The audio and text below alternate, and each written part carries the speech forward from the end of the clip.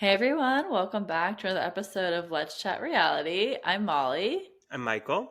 and today we have a really exciting episode. We had the finale of Love Island just drop, and Big Brother started this week. So we've got two of our favorite shows now to talk about. So let's start with Love Island, where we saw that Serena and Cordell won the prize and they split the money. And I'm just so happy to see them, the journey they've had throughout the season, and that, I mean, they really truly stole America's hearts and they won the money. So I'm happy for them. What are your thoughts? Yeah, this was what I thought was going to happen and really what I was hoping for, to be honest. I mean, look, all the final four couples are actually really good. Like, I wouldn't have been super upset about any of them winning. But I was really, I was by the end of it really rooting for Serena and Cordell. And I think that the fact that we really saw the ups and downs of their journey and it wasn't just picture perfect the whole time. But they really, it felt like they very much organically came back to each other. And I think that really helped make their relationship so relatable and so interesting and compelling to watch. And they really stole America's hearts, like you said. So yeah, I was really super happy for them. Yeah, and it was cute to see when they had the family videos as well and like having talked with them. Like you could really see it even in their family's eyes how like how much they really saw them together, which was Hmm. nice to see that. So I was happy for them and I hope that they continue on into the future for a while. But I mean, maybe they'll be in Texas or Cordell is coming back to Texas, they said. So maybe you'll see them out in Houston, Michael. Um, Maybe if I leave the house, maybe one day. yeah, I'll just come and I'll drag you out. Yeah. But we also saw that Leah and Miguel got second. So everyone loves Leah. She's already at 1 million followers on Instagram, which is crazy. Crazy. Yeah. So that's not very shocking to me that she got second. I feel like just because she is so well liked. But her couple, I would say like her and Miguel probably are not the strongest ones out of all those couples there. Like I would say that they're the least strong of Yeah. those final four. But I love Leah and I think maybe her and Miguel will give it a shot, but I don't know for how long that will last because I mean, you see these videos of everyone talking about Leah and Rob, and I feel like once she gets home, she's gonna see those, and maybe things are gonna spark in her mind that maybe she wants to talk to Rob. But I don't know. I heard him say on After Sun that he still like wants to have a friendship there. Like he doesn't want to ruin anything like that. So I don't know. We'll see what happens. But for right now, I'm happy that Leah and Miguel are happy together. But I am rooting for the Rob and Leah again, to be honest. But we'll see what happens. What are your thoughts? Yeah, this didn't surprise me. I think as popular as Leah is, like you said, I think that her relationship with Miguel is the weakest. And so Mhm. I think it made sense that Leah's fans would catapult them to second place above maybe, I feel like Janae and Kenny and Nicole and Kendall are probably stronger as couples, but Leah's popularity, it didn't surprise me, catapulted them to second place. But yeah, I mean, Leah getting to 1 million followers just really, I think, underscores how popular this season of Love Island is compared to the previous seasons. I mean, like it is, what did they say? It doubled the ratings of last season, and it has, I mean, from week one till now, it has just skyrocketed. Like it is on another level. I mean, you see the sounds of like the biggest celebrities using the sound on TikTok of Leah. Like, I mean, it's wild. So yeah, I mean that just really is kind of mind-boggling that our little show has really gone mainstream. I know. But yeah, It's no, crazy. it did not shock me that they came in second. I was really happy about that. Yes. So then, speaking of Janae and Kenny, they came in third, and then Nicole and Kendall came in fourth. So between those two, I was happy to see that. Obviously, they wanted them in the finals, but that Serena and Cordell just were going to be at the top of that. But I really do like Janae and Kenny together, and I'm really happy to see them grow and how. Obviously, what you were saying in our previous episode was about that Kenny's just since he wasn't an OG, like it's harder for everyone loves Janae, But for Kenny to come in later, like you have to have the support for both couples to really get as many votes as to win it, like Serena and Cordell did.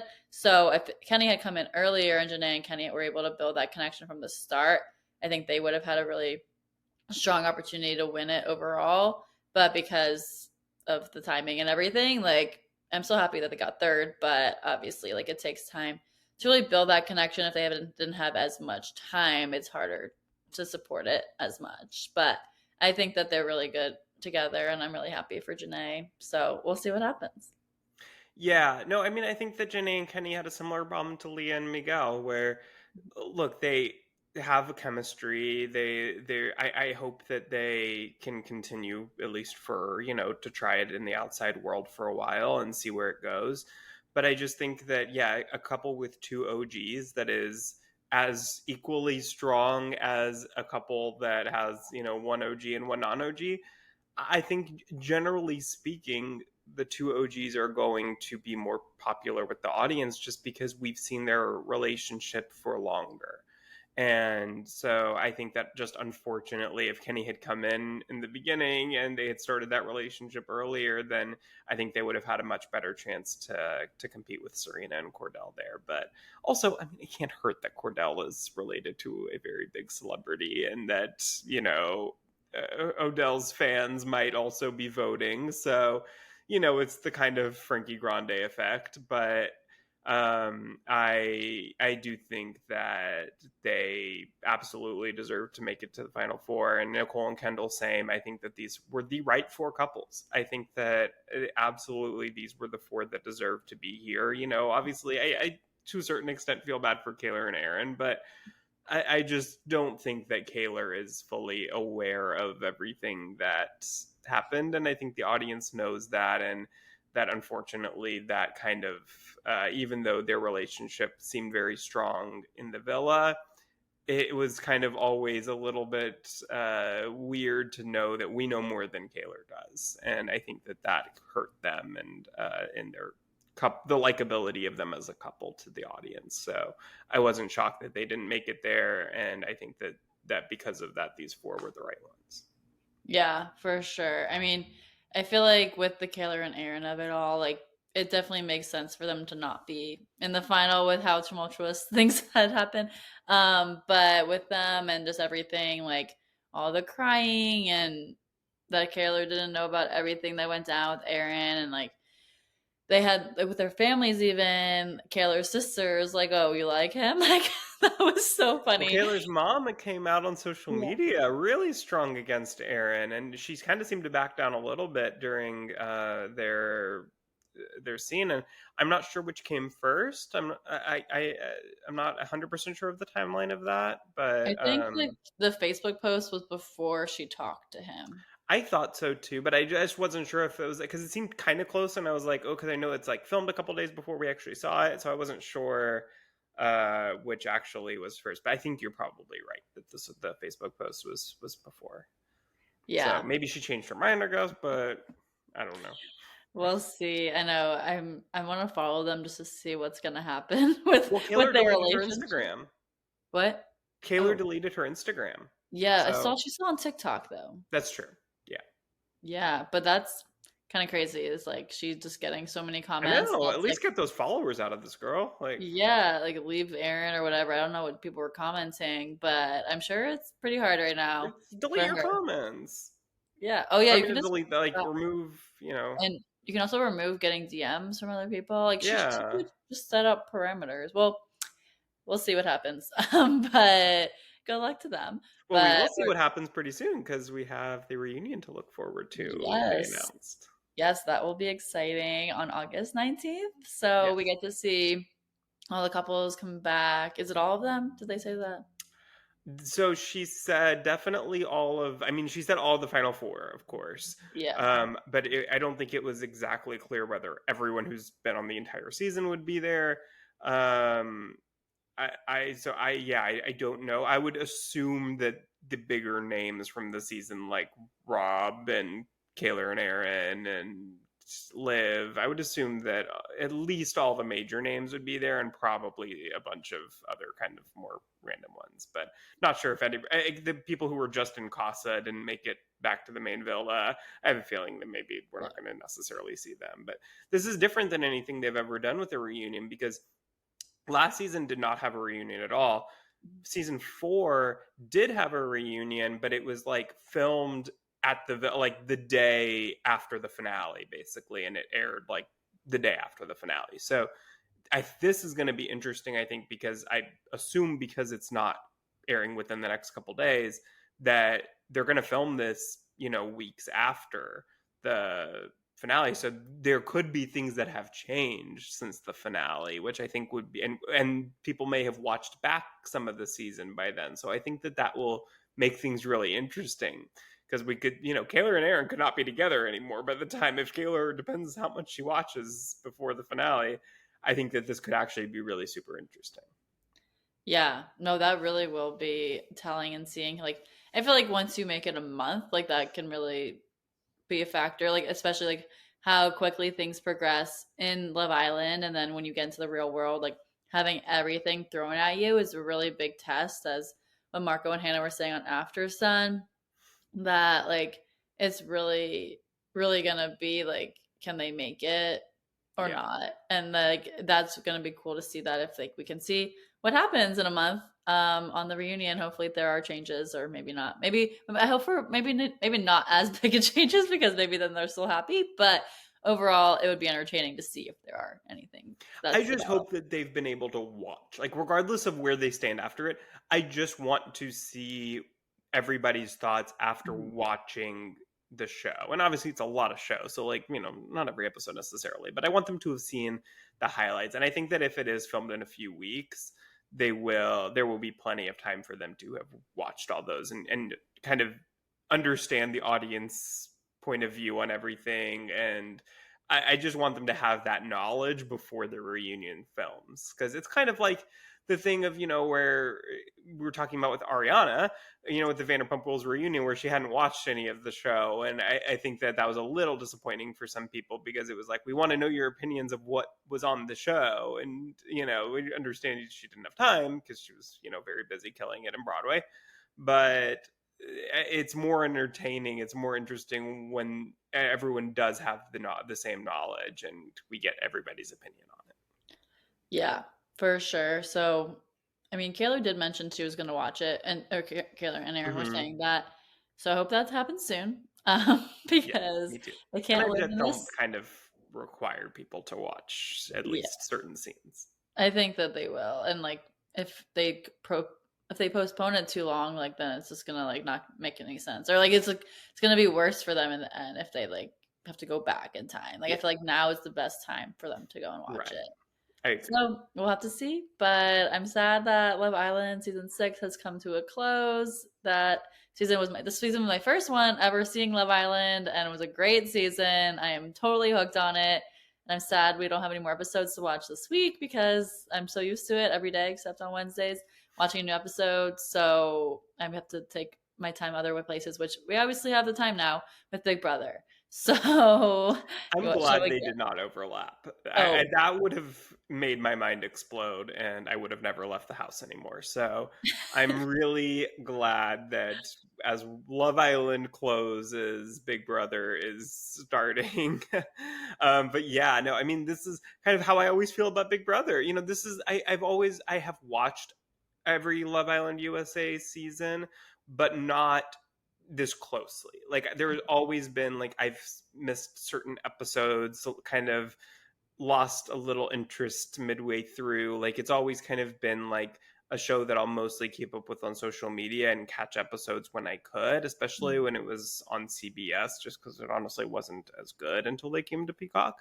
But this one, yeah, I mean, just because we've obviously been covering it and just so much interest, like you said, like I just feel like I'm so attached. Like these people are like almost like my friends at this point. Like it's how I feel every Big Brother season. By the end of it, I'm like, oh my god, I've spent 90 to 100 days with these people, and now it's over every day.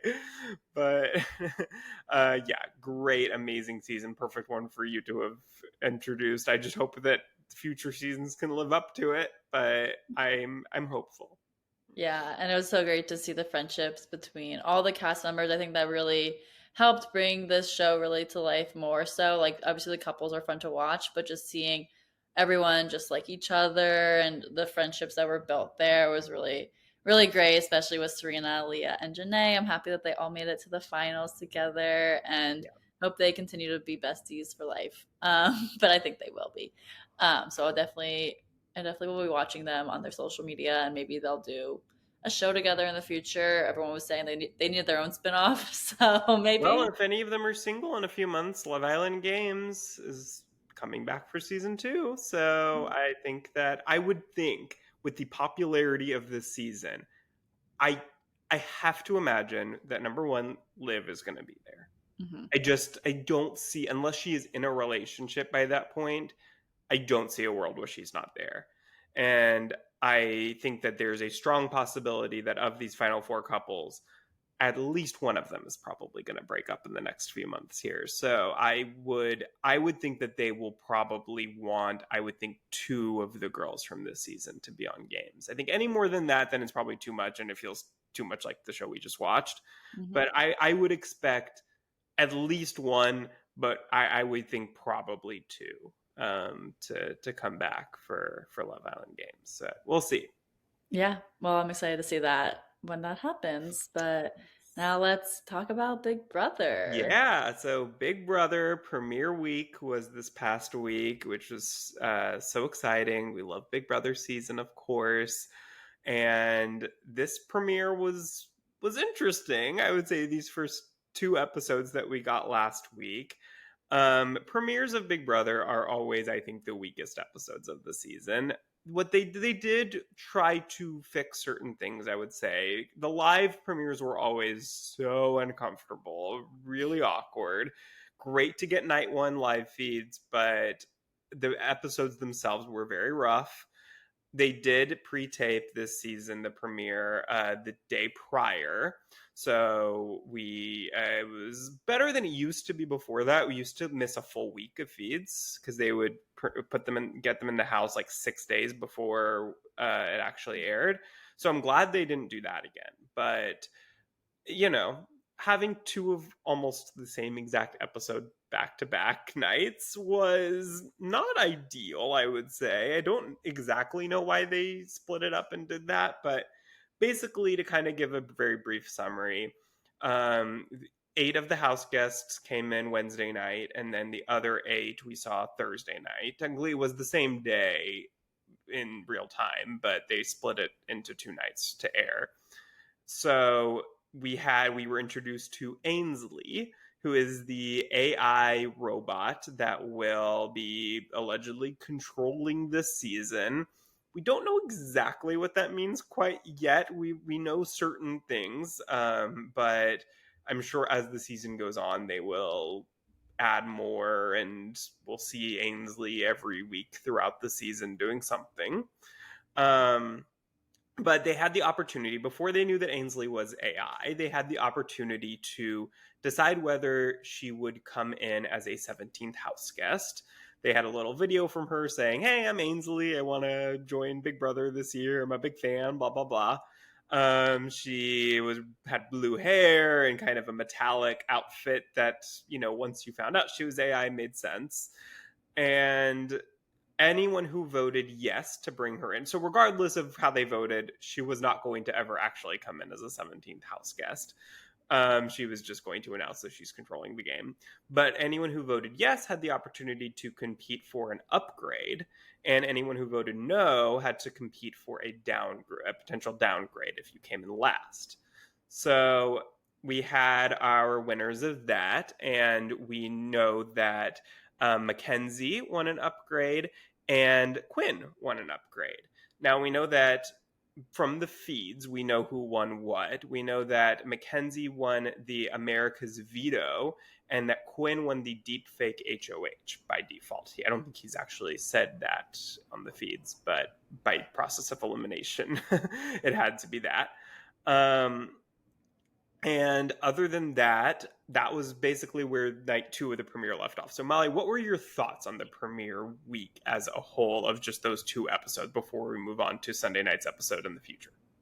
Yeah, I feel like overall, like what you're saying is like the premieres are pretty weak in general. Like you're just seeing the competition side of it, where if they had voted yes, they got to go into that room and seeing the colors and trying to guess what those were. And then for the ones who voted no, or for the first group, and the ones who would know how to go into the other competition and all that stuff, like it's fine to watch it, but I kind of don't need to be watching every single person going into the rooms and taking those, like trying to get it in the fastest time or whatever was the goal. So it was just kind of at some points kind of boring. But overall, I am enjoying like the cast members so far of this season. I think that there are pretty good personalities here, and the AI twist is going to be interesting to see how that's implemented.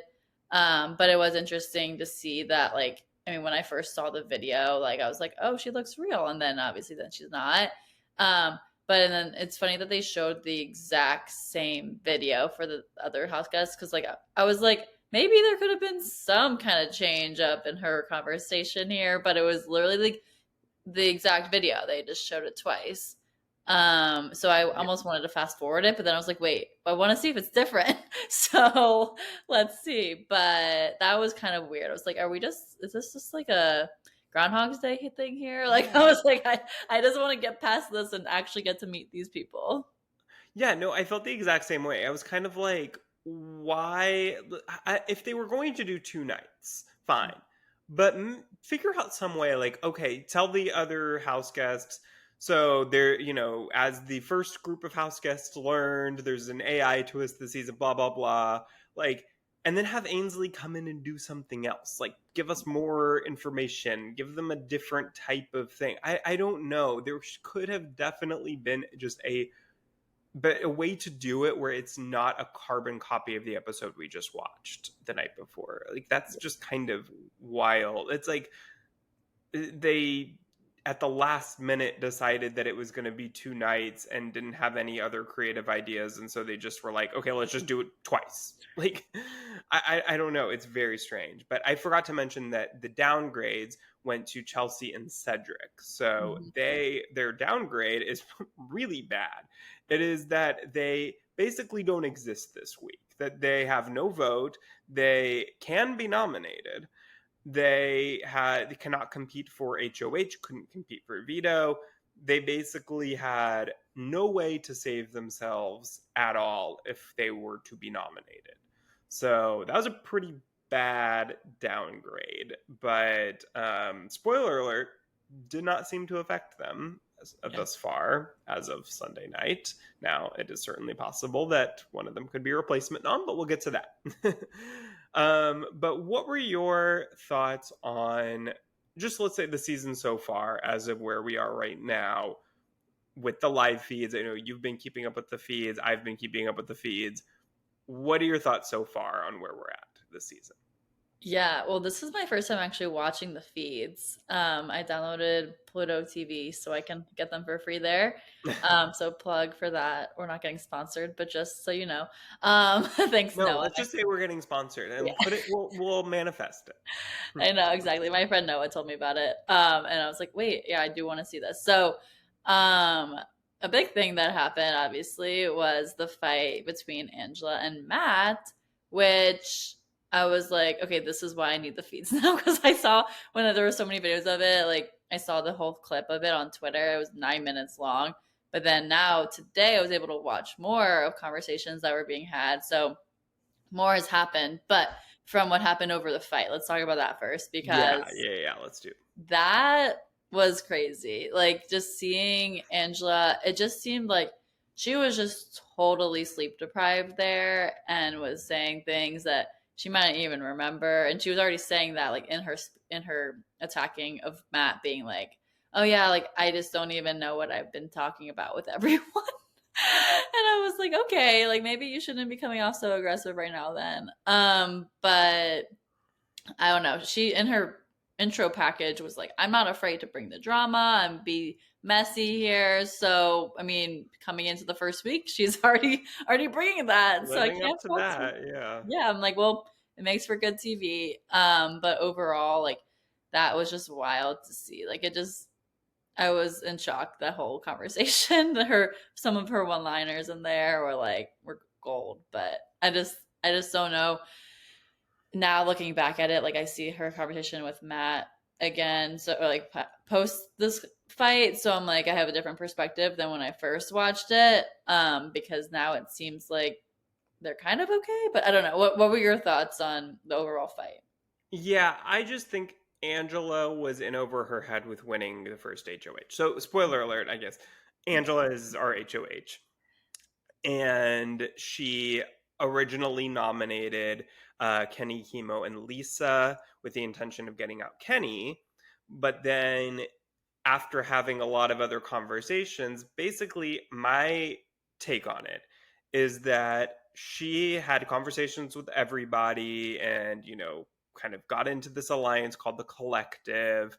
That was a big 8-person alliance.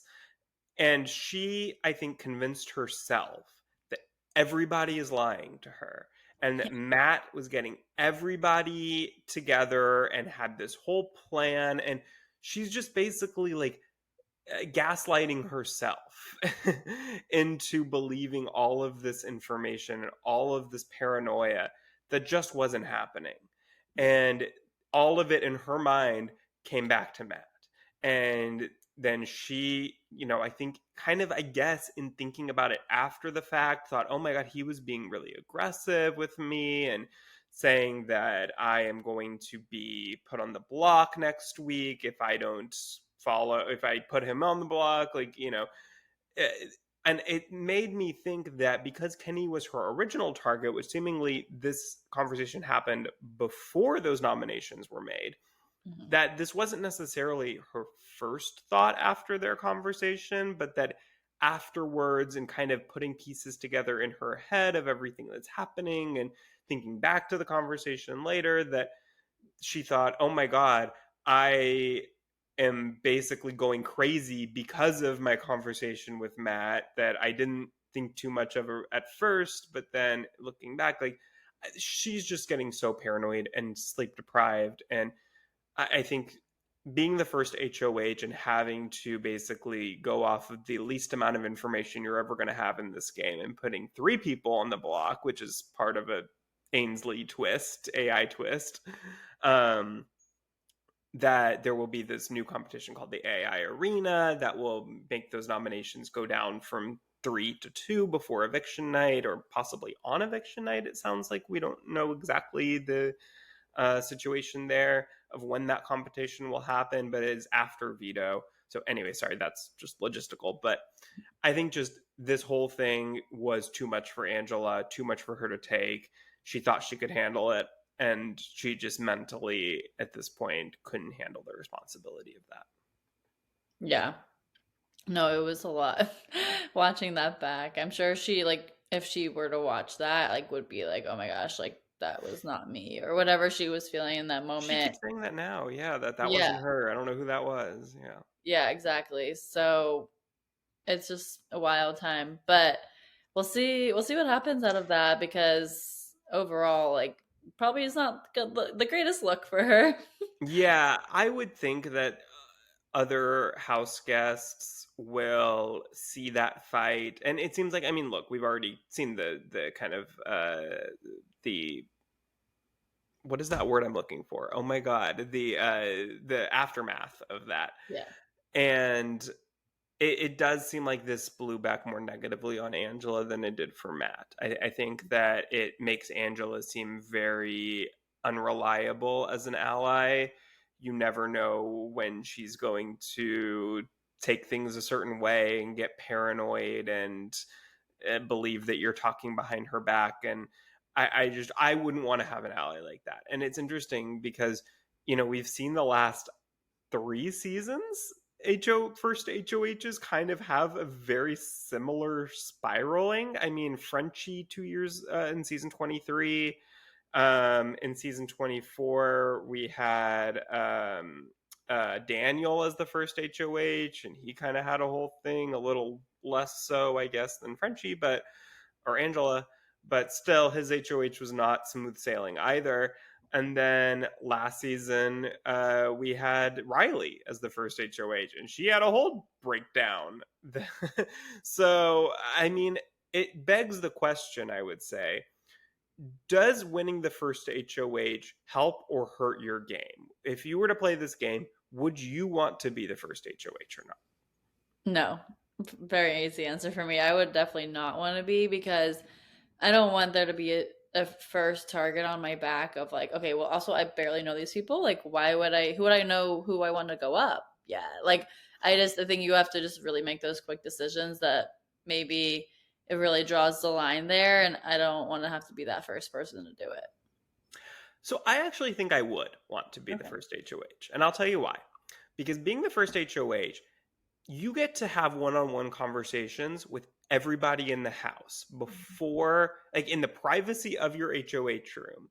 And I think you get to really, and I think this is where people make a mistake as first HOH, is that they try to kind of, they make more deals with people thinking that, oh, I really like this person, I'm gonna just, tell them, put them into my alliance and tell them what, to make a deal with them, or tell them they're going to be safe and okay, whatever. And then you end up saying that to everybody, and then you can't actually keep up those deals because you've promised everything to everyone, and then it turns out, oh my god, now I have no options of who to nominate. And then you end up having to nominate people, and then they feel blindsided because they're like, well, I had a great conversation with you, and then they turn on you. So I think the way to handle that is to really allow the person that you're talking with to do all the talking. Like, ask them questions, get information from them. Like, say, who do you feel good with? And I think that people do, HOHs do kind of ask those questions, like, who would who do you trust? Who would you nominate? Whatever. But I think just really being very careful about not making any promises to anyone originally, and then finding maybe like 3 or 4 people after all those conversations happen who you feel like, okay, I feel really good with those people, and then pull those people into a room, not a huge group, but a small enough group that you can actually kind of maintain it, and then kind of make a group decision, of kind of who everyone feels good with, and nominate a couple people who aren't mentioned in that group. And then I think it's important to tell them beforehand that, what you're thinking, so they're not blindsided. And I just think that there is a way to do that where you get to really control your own game being first HOH, whereas you're not just kind of waiting to be hopefully in the right room at the right time. So I think that I would, but I might regret it. Yeah, I mean, that strategy sounds great. Like, if you could pull that off, because I mean, you just never know with what people are going to say also behind your back of like when you're the HOH, because you have the individual conversations, but like what we're hearing now with everyone talking about Angela, like in general, like it doesn't seem like the most positive, but like she's also the one who's causing a lot of this trauma now. Yeah, and So, like I could very well get in there and be just as paranoid as Angela is. Like I would not be surprised by that at all if I just was watching that HOH TV all day and I'm like, "Oh my god, why are those two in a room together?" Like that would be me. So I'm saying this all as somebody who's not in the house and is not in that environment that they're in, and I absolutely could see myself having these same exact problems as Angela is having, but I think if you can do it right, I think being first HOH is still such a benefit. Now, I do think that also, I think I saw Corey Wurtenberger tweet this, that he was saying that the problem with first HOH also is that you're learning all these twists that are going to be in the season during the week. While you're HOH, you're getting all these curveballs tossed at you. Whereas being HOH any other time, there still might be little twists here and there, but you at least kind of have the lay of the land for the season, and you're not getting thrown so many curveballs as your HOH and having to constantly change your plans because of it. So I could also see that would be a major negative of that too. But yeah. now we did see on the feeds that Angela and Matt, after their big fight, had a conversation today as we're recording this on Sunday. Um, it seems like so in the moment I really thought that it was pretty genuine on both sides. Like it didn't seem like they necessarily came to any like hard conclusions of whether Angela would nominate Matt. Also, I don't think I've said this. Lisa won the veto. So she is, as one of the three nominees, she will take herself off, and Angela is going to have to nominate someone else in her place here. So this is the big question right now as to who that nominee is going to be. Now, I think everyone kind of assumed it was going to be Matt, obvious reasons. But now we just saw that Angela and Matt did have a conversation. Angela, seemingly after this conversation, was saying to herself that it was not necessarily fully genuine on her part. Where is your understanding of where this might go from here? Yeah, I don't know. I feel like Angela's a wild card right now that I'm just like in one way I think I trust her, and in other ways I'm like, yeah, no, she's just crazy. Like what she's saying is like maybe for the show or for the like what her game is basically so far, and that is not like super it's not super clear to understand what's going on in her head is my like Mm-hmm. what I'm watching the feeds now. I'm like, what is she even saying? Like, I'm like, what's going on here? Her talking to herself. I mean, well, I guess she's talking to the cameras, but like all that stuff that, I mean, it's entertaining for us to see, but I'm still just like, I really don't know what she's going to do. Yeah, But I I mean, agree. No, I think it's very unpredictable and it'll change 50 times before the end of the night. I mean, it reminds me of like Felicia, Izzy, and Suri being in a room last year and like watching them for an hour. I gave me a headache because their target changed literally every 5 minutes. And I feel like that is just Angela in a room by herself. Like nobody even has to convince her to change her target. She's just going to do that all on her own every 2 minutes. And I think it's not even worth trying to figure out what's in her head right now because by the time I finish the sentence, it will change. So, also, by the time you listen to this, probably the veto ceremony will be already finished. So, it's not even really worth us having this conversation too much because probably that has been answered by the time you're listening to this. So, let's move on here. And I wanted to just kind of very, very quickly go through each of our 16 house guests here and just kind of give like our very quick takes on them so far. There's probably a handful that we haven't seen too much of yet, but we can kind of give our just very brief predictions as to kind of how their prospects in the game are looking right now, kind of how far we see them lasting. So, Angela, we've talked enough about, but how much longer do you see Angela lasting in this game?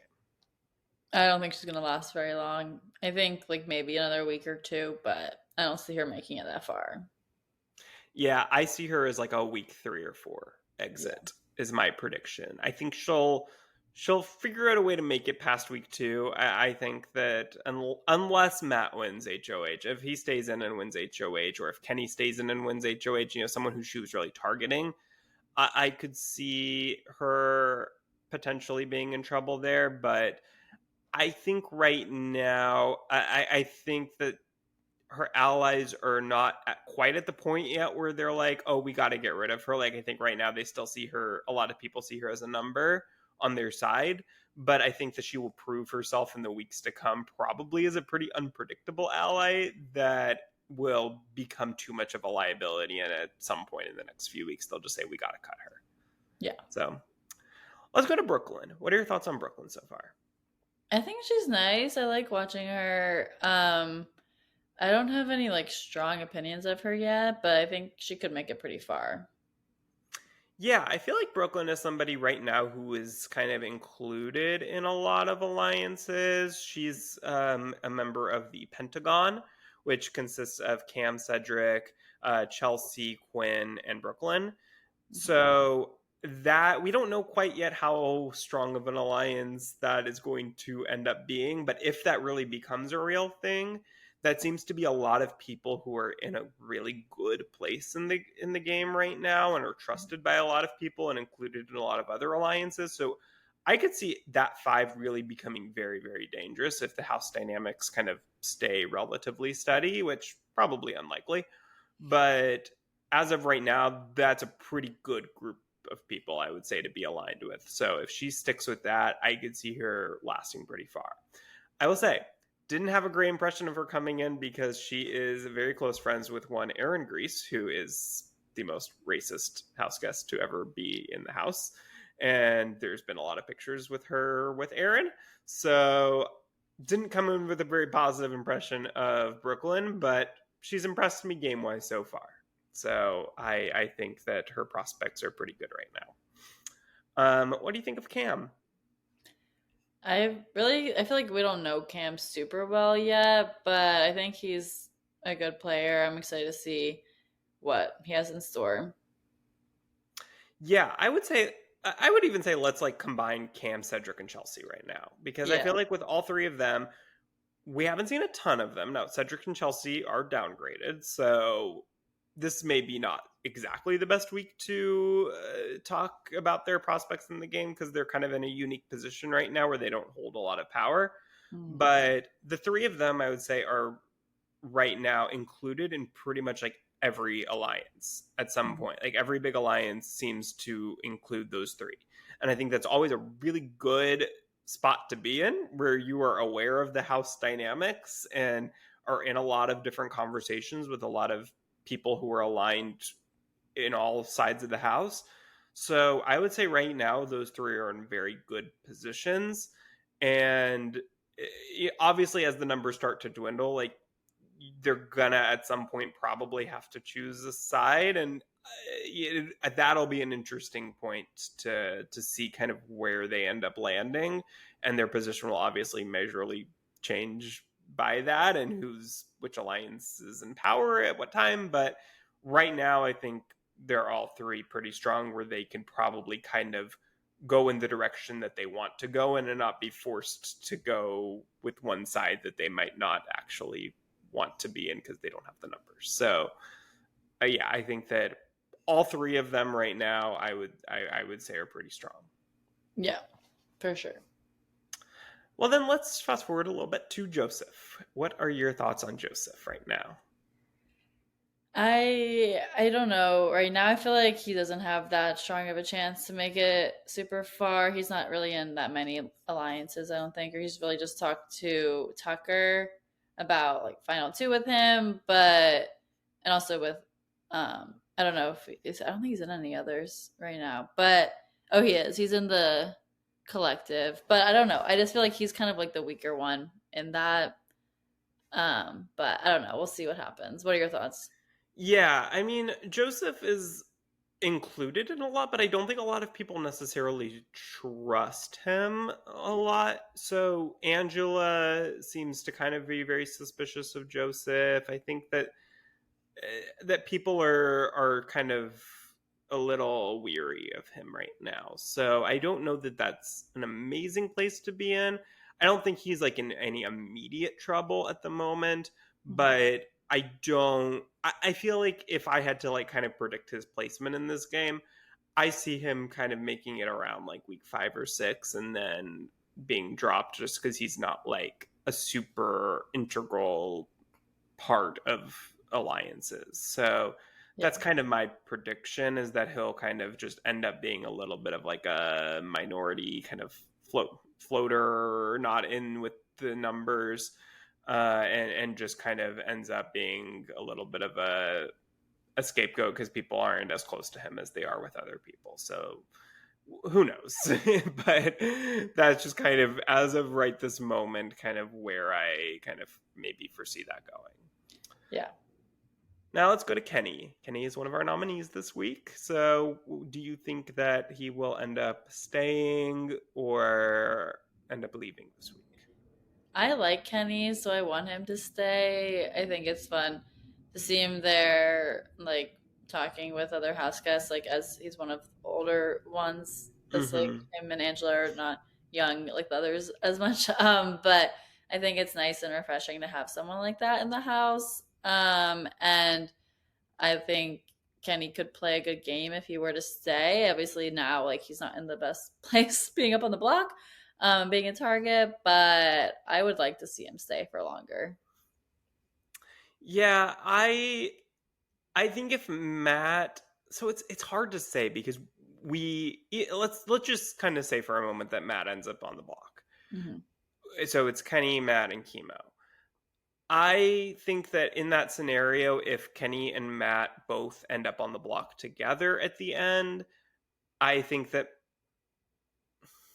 I don't know. I think that Kenny might end up leaving if Kenny stays on the block, actually against Chemo or Matt. I wouldn't Yeah, be shocked if Kenny ended up leaving. If he is on the block at the end of this week, I think he might end up leaving because I think that Matt, even if Angela ends up wanting Matt to leave, I think that Matt has stronger allies. I don't know though.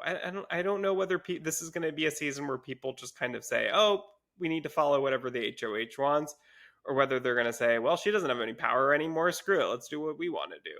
And I think that that could be very interesting where those votes would lie. But if I were right now to say, I think that Kenny is in danger of leaving this week for sure. yeah, for sure. Now let's go to one of our other nominees, Chemo. What are your thoughts on Chemo? I think Chemo's nice. I like seeing him, and he's fun to watch. So I don't think he's really in danger, even though he's on the block right now. But we'll see what happens. Yeah, I think Chemo's the safest. I think that whether he's up against, even if he's their eviction night, I think if he's against Kenny, he's staying, and I think against Matt, he's staying. So I think he's probably in the safest position right now because he's very, very likable around the house. I think everybody loves Chemo. I think that I could not see them turning and deciding to vote for him if he's on the block against either of those two. Now, if it's a different nominee than Matt, who knows? If they put someone, someone else kind of in a similar position to Chemo, like a T-Core, Rubina, like I could see potentially him leaving at that point, but otherwise, if it ends up being Matt or someone like that, then I think that he's pretty safe here. Yeah. But let's go to Leah. What are your thoughts on Leah? I think Leah's cool. I like watching her. I was watching a conversation she was having today in the feeds, like not trying to jump the gun anytime too fast, of like kind of understanding where people are at and not making any real promises to people, which I think is smart to do right now as it's so early on in the game. So I think she's really playing a smart game right now, and I think that she could make it far.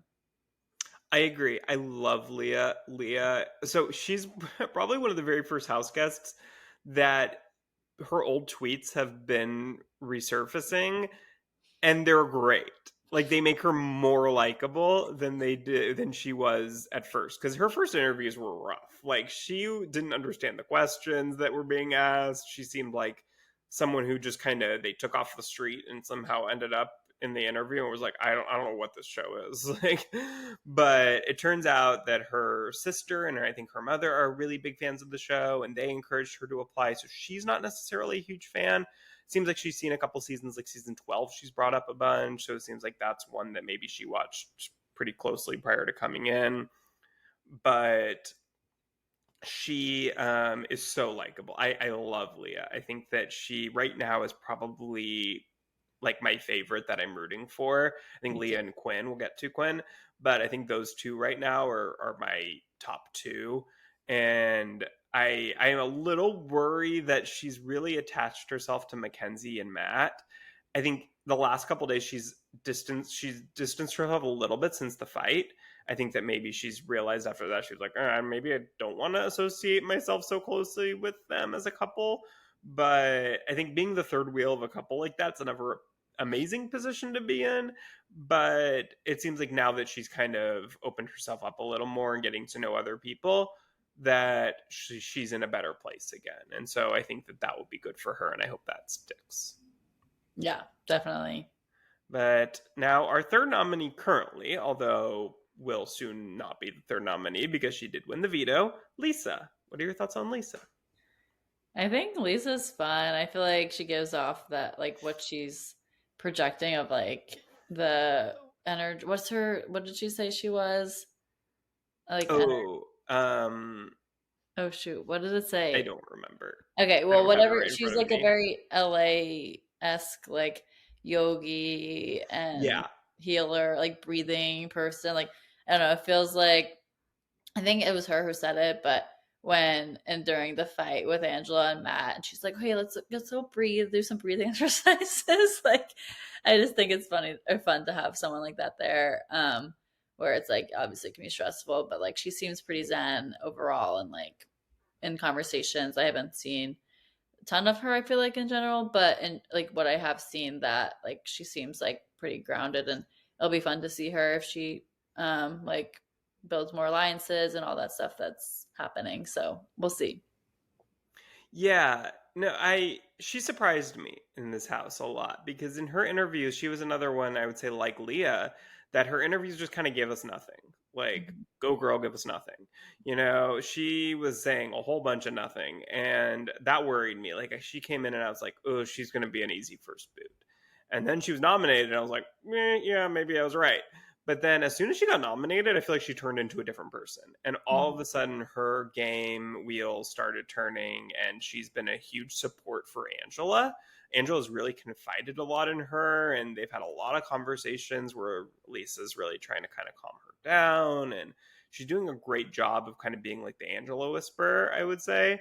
And I am really impressed by her game. And I think that now I would not be shocked if she went really deep in this game. I think she seems to have a really good head on her shoulders, and I think that she is long for this game at this point.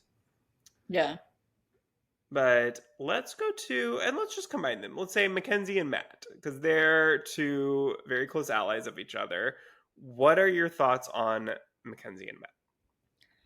Well, I want to like them. Like I think that like that's how I felt like going into it. I was like, oh, I really like Mackenzie. Like she's an athlete, like strong woman. Like I want to root for her. And then Matt, I was like, okay, yes, like he came from an immigrant mother, like has this nice like story, and he's trying to be perceived as like a nice guy, even though he's like a pretty face, like all this stuff that I mean he is. He's saying he's nice. Maybe he said it too much because if someone's saying they're nice that many times, like, are they really that nice? I Yeah. don't know. But like I want to root for them, but at this moment in time, I'm just like I don't see them going too far.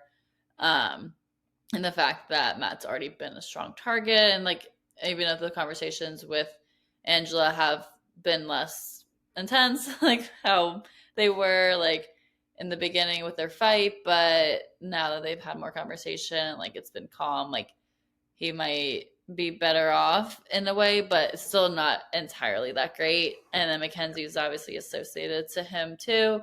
But I'm hoping that Mackenzie can distance herself maybe a little bit there and go far in the game. But I really don't know if Matt can go far in the game at this point.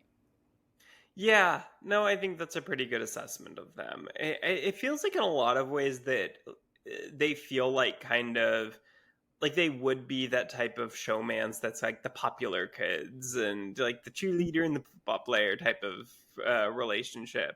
But Matt, I think, has a lot more layers to him and is a very kind of different personality than maybe I expected from the pregame interviews from him because he seemed very cocky, very confident in his interviews. Mm-hmm. And in the game, I think that he's just kind of been in a position week one that if he had been in power, I think that we maybe would have seen more of that side of him. And I'll be interested to see if he does end up staying and gets power, how he will be. But I think that he's just been put in this position, especially after the Angela fight, where he's like really kind of shaken up and on defense, I think, whereas we haven't really seen him be able to be on offense. And same with Mackenzie. I mean, you know, this week she's been not in power at all, obviously, and very scared to be put up or associated too much with Matt. So I will reserve judgment on being too pro Matt and Mackenzie until we see them in power and how they act, because I could see that getting to their heads and going on a little bit of a power trip, but we'll see. Yeah. But what are your thoughts on Quinn? I like Quinn a lot. I think that he's fun and just in general, like a really good cast member this season. So I hope he goes far. I agree. I really, really like Quinn. I think he's a super fan. He's a feedster. I think that he has a lot of potential in this game socially. He is on it. He is amazing. Everyone loves him. I hope that people don't catch on too much to that and start to think, hey, wait a minute. We all love Quinn. Well, maybe that's dangerous. But I think right now it just seems like everybody loves him and nobody's thinking too much into it. So I really hope that that continues because I think he is really, really great so far. Yes. Now let's talk about Rubina. What are your thoughts on Rubina? I like her. I think that she's fun. Like she has a lot of energy in her personality. I feel like because she's short, that like she has a lot of personality there. But we'll see. I haven't. I feel like I haven't seen a ton of her game so far, but we'll have to see what happens. Yeah, Rubina's very much a vibes girly, I feel like so far. We have not seen a lot of her strategy talks. So I think, look, it's still very, very early on. And sometimes being that under the radar early on is good and a good sign that you're going to kind of not be on people's radars and stay around for a while. And then we'll see more of her game as the numbers start to dwindle. But right now, yeah, she's not seemingly gaming too much that we've seen on the feed. So it's reserve judgment game wise, but socially she seems to be doing pretty well and pretty likable. So Yeah. that's always a good sign. Mhm. Now what about T-Core? I think she's nice. I like watching her, and I want her to go far. Even though right now I don't. I feel like I don't know a ton about her and her gameplay, but I'm rooting for her. I like her. Yeah, I think that until the last day or so, she was very much like Rubina, kind of very much flying under the radar. We've seen a little bit more of her since the fight because she was really one of the ones to spend a lot of time comforting Matt right afterwards. I mean, Angela came into the room when T-Core and Matt were talking, and Angela and T-Core asked Angela to, to leave for a second so that she could talk with Matt.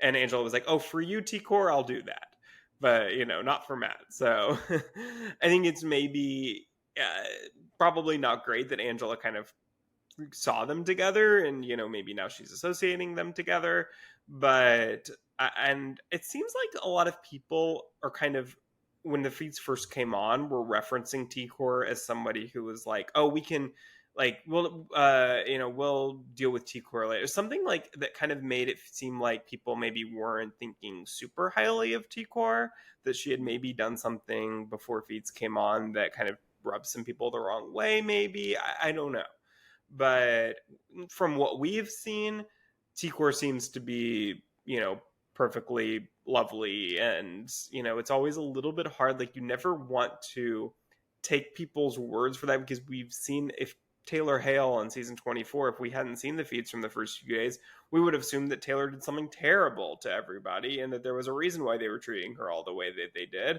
But because we had feeds from night one that season, we know that wasn't the case. So I'm always afraid to, like, when people talk about things that didn't happen that we saw, I'm always a little bit hesitant to kind of like read too much into that because we saw, what would have happened in other seasons if we hadn't seen certain things. So reserving judgment on T-Core, but from what we've seen, feels like she's in a pretty good spot. Last but not least, what are your thoughts on Tucker? I think Tucker's fun to watch. I don't know right now how far he'll make it in the game, but for right now, I do like watching him, and I hope that he can make it pretty far. Yeah, it feels like it. He feels like to me if you combined Cody Calafiori with Enzo, like it's very much giving, and actually he knows Cody Calafiori. Oh. Apparently they did acting classes together or something. Mhm. But yeah, I think that he's super likable. He's another one who I don't think has done a ton of gaming. We saw a little bit of gaming from him, I think, yesterday night, but not a ton so far. But it feels like people really like him, and that's always a good sign. I feel like he's kind of like the Enzo thing of like, oh, let's just keep him around for the laughs. Like, sometimes you just need someone like that in the game who's not super strategic, but is just kind of there for your entertainment because there's not a lot to do there. So I feel like that could kind of end up being Tucker's role a little bit, but we'll see.